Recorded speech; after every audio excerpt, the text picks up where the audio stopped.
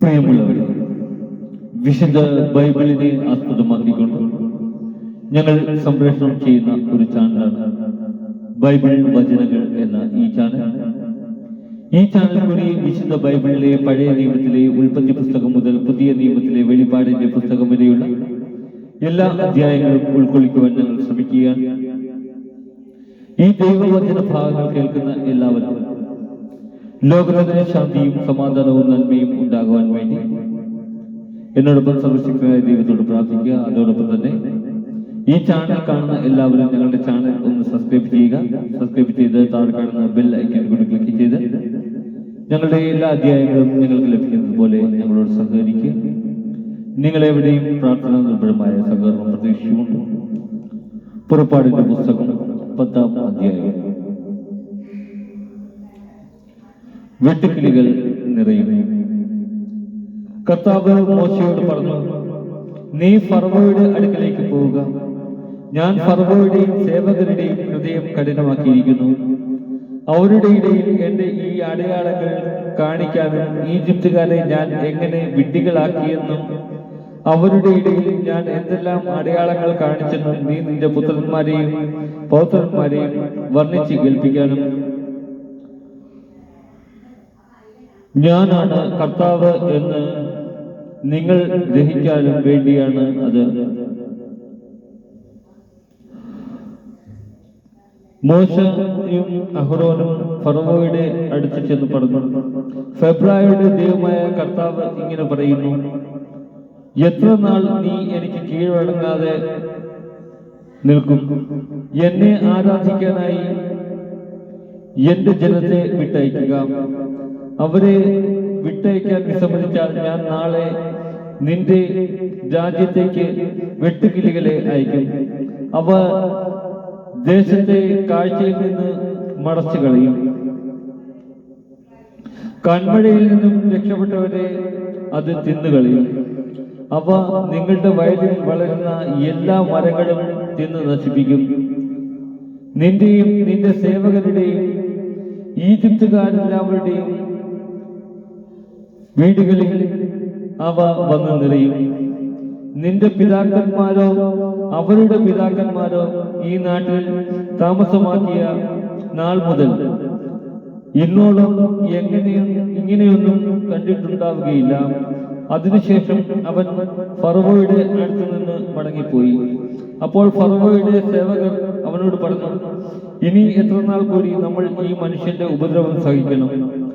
തങ്ങളുടെ ദൈവമായ കർത്താവിനെ ആരാധിക്കാൻ ഈ ജനത്തെ വിട്ടയച്ചാലും ഈജിപ്ത് നശിച്ചുകൊണ്ടിരിക്കുകയാണെന്ന് ഇത്രയുമായിട്ടും അങ്ങ് അറിയുന്നില്ലേ? ആകയാൽ അവർ മോശയെയും അഹ്റോനെയും ഫറവോയുടെ അടുക്കിലേക്ക് തിരികെ കൊണ്ടുവന്നു. അവൻ അവരോട് പറഞ്ഞു, നിങ്ങൾ പോയി നിങ്ങളുടെ ദൈവമായ കർത്താവിനെ ആരാധിക്കുകയും. എന്നാൽ ആരെല്ലാമാണ് പോകുന്നത്? മോശ പറഞ്ഞു, ഞങ്ങളുടെ യുവജനങ്ങളും വൃദ്ധരും പുത്രീപുത്രന്മാരും ഒരുമിച്ചാണ് പോകേണ്ടത്. ഞങ്ങളുടെ ആടുമാടുകളെയും കൊണ്ടുപോകണം. കാരണം ഞങ്ങൾ പോകുന്നത് കർത്താവിന്റെ പൂജാ മഹോത്സവം ആഘോഷിക്കാനാണ്. അപ്പോൾ അവൻ പറഞ്ഞു, ഞാൻ നിങ്ങളോടൊപ്പം നിങ്ങളുടെ കുഞ്ഞുങ്ങളെയും വിട്ടയക്കുകയോ കർത്താവ് നിങ്ങളെയും കാക്കട്ടെ. നിങ്ങളുടെ ഉള്ളിൽ എന്തോ ദുരുദ്ദേശമുണ്ട്. നിങ്ങളിൽ പുരുഷന്മാർ മാത്രം പോയി കർത്താവിനെ ആരാധിച്ചാൽ മതി. അതാണല്ലോ നിങ്ങൾ ആവശ്യപ്പെട്ടിരുന്നത്. ഉടൻ തന്നെ അവർ ഫറവോയുടെ സന്നിധിയിൽ നിന്ന് ബഹിഷ്കൃതരായി. പിന്നീട് കർത്താവ് മോശയോട് അരുളി ചെയ്തു, നീ ഈജിപ്തിന്റെ മേൽ കൈ നീട്ടുക. കന്മഴയെ അതിജീവിച്ച എല്ലാ ചെടികളും തിന്നു നശിപ്പിക്കുന്നതിന് വെട്ടുകിളികൾ വരട്ടെ. മോശ തന്റെ വടി ഈജിപ്തിന്റെ മേൽ നീട്ടി. അന്ന് പകലും രാത്രിയും മുഴുവൻ ആ നാടിന്റെ മേൽ കർത്താവ് കിഴക്കൻ കാറ്റ് വീശിയടിച്ചു.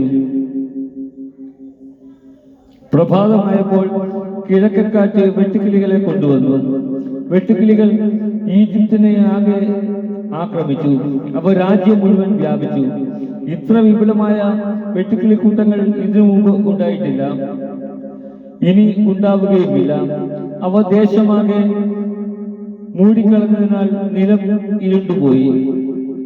നാട്ടിൽ കന്മഴയെ അതിജീവിച്ച ചെടികളും മരങ്ങളിൽ ബാക്കി നിന്ന പഴങ്ങളും അവ തിന്നു തീർത്തു.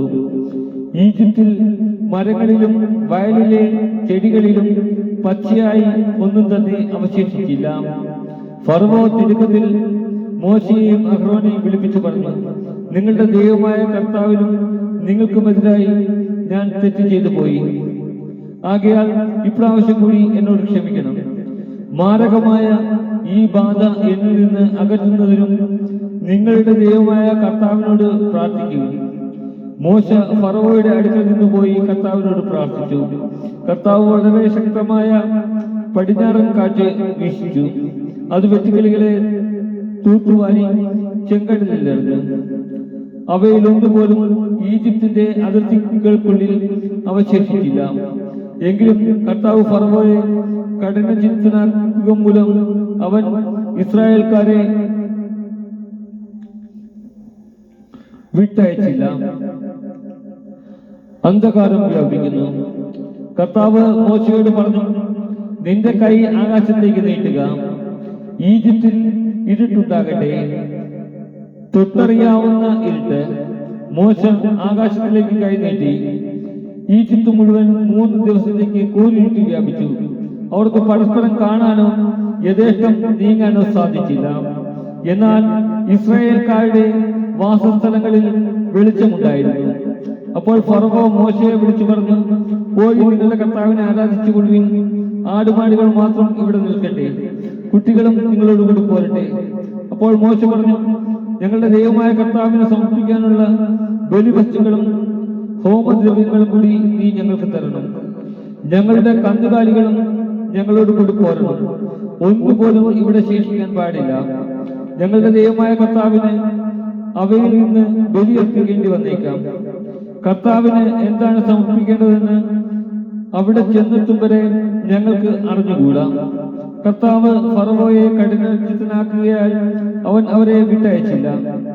ഫറവോ മോശയോട് പറഞ്ഞു, എന്റെ കൺമുമ്പിൽ നിന്ന് പോവുക.